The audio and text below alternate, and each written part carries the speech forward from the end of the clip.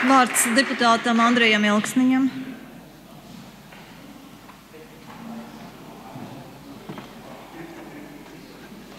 Cienējamie kolēģi, lielā mērā varbūt jūs koalīcijas pārstāvi apdomājiet, varbūt jums tas koalīcijas līgums tomēr ir lieks, jūs varbūt varētu viņu pārskatīt un īstenībā arī nodibināt jaunu koalīciju. Mēs esam atvērti. Mēs esam atvērti piedāvājumiem. Varam. Lūk, bet tas tā neliela atkāpe. Būtība ir absolūti vienkārša, un nav šeit nekādas saistības ne kvalitatīvam likumdošanas projektam, ne tam, ka ZZS vēlas reformas valsts ieņem dienestā.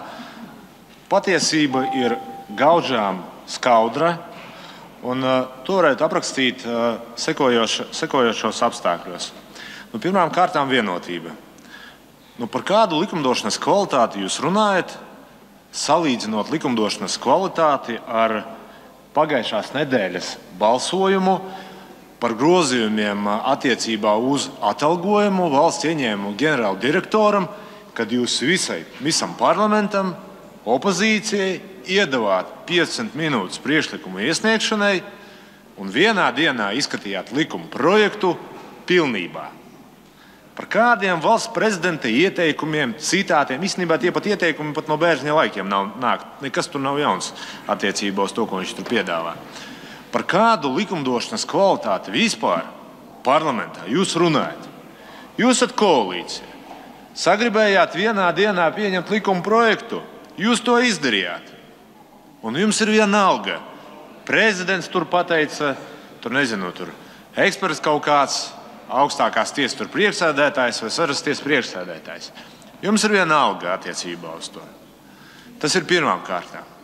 Otrām kārtām ir absolūti skaidrs, ka atbildība par to, kas ir noticis iepriekšējos vismaz 8-9 gadus valsts ieņēmumu dienestā, finanšu ministrijā, finanšu policijā, muitas krimināla pārvaldē un tā tālāk, attiecībā uz pelēko ekonomiku, uz PVN schēmām, uz nodokļu iekasēšanas apjomiem, uz ārvalstu investoru iebildumiem par investēšanu Latvijas ekonomikā, esat atbildīgi jūs.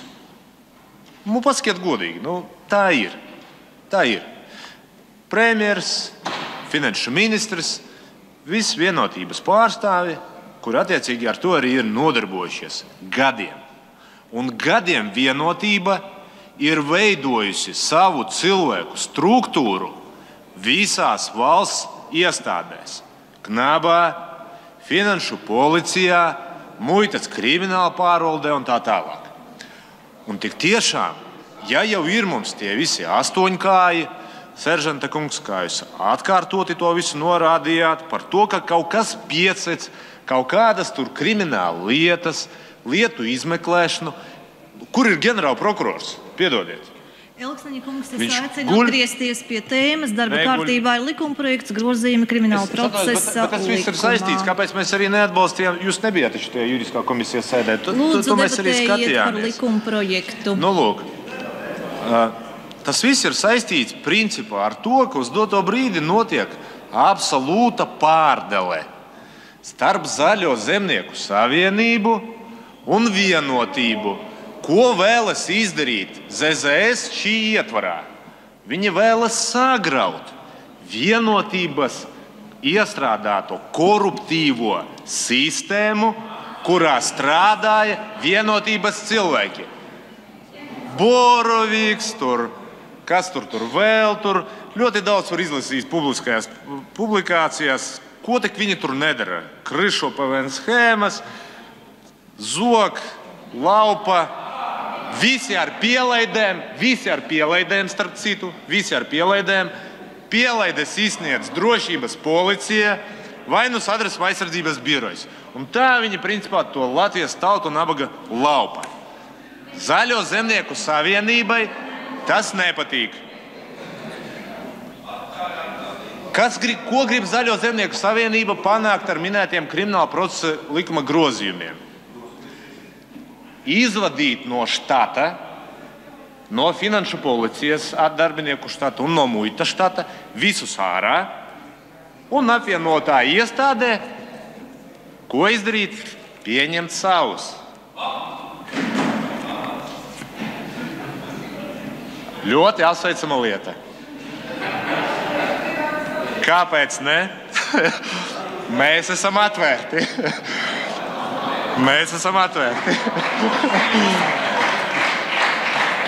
Bet atvērti tam, lai nepiedalītos visā šajā pasākumā, ko jūs attiecīgi savā cīņu sparā, viens ar otru plēšoties un veidojot, esat izvirzījuši un mēģināt tajā visā iesaistīt likumdevēju. Mēs esam atvērti tam, lai jūs katrs un par minētiem apgalvojumiem vērstos tagad ģenerāla prokuratūrā. Īstenībā, viņš taču arī klausās. Čāli, tu klausies. Viņš taču dzird, ir kriminālprocesa likumā noteikts pienākums. Viss, kas publiski iet ārā, viņiem uz visu ir jārēģē. Mums pat nav jāraksta iesniegums viņiem. Nav jāraksta pēc likuma. Viņš dzird, ko saka Elksniņš, seržants, ko Āboltiņas kundze. Jums īstenībā NDK komisijā arī tas būtu jāizskata.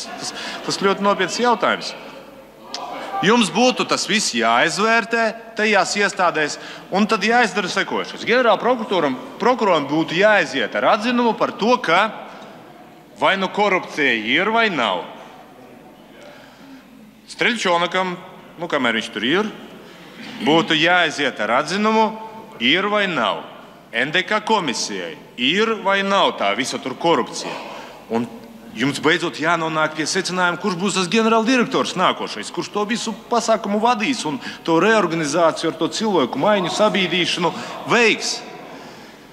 Un tad, kad mēs saņemsim juridiskā arī komisijā šos visus vērtējumus par to, ka tur viss ir kārtībā, visi visam piekrīt, viss ir saskaņots, nekur nav nekādas korupcijas, visi mēs dzīvosim ilgi un arī laimīgi, tad mēs arī varēsim arī balsot. Tāpēc, cienējamie kolēģi, saskaņas frakcija arī atturas no jūsu savstarpējo personīgo, tieši personīgo jautājumu risināšanas gan pirmā, gan arī otrā likumprojekta ietvaros. Paldies!